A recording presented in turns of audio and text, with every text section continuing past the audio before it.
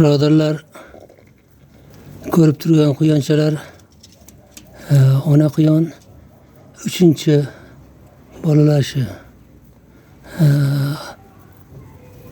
Bu quyonchalar hozir ro'pparasi 20 kunlik bo'ldi. Uyidan chiqib, hali ham onasini emyapti. Uyidan chiqib ular ko'k o't tashiganimga hali o ko'k o'tishni yeyishni ham bilgani yo'q. Asosan onasini emadi. Bu ona quyonim 10 ta tuqqan.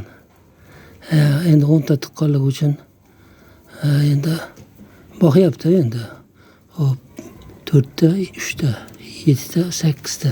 Bittasi meni oldimga kelib oldi. Mana bittasi o yoqda turibdi. 10 ta bolasi bor. Hop.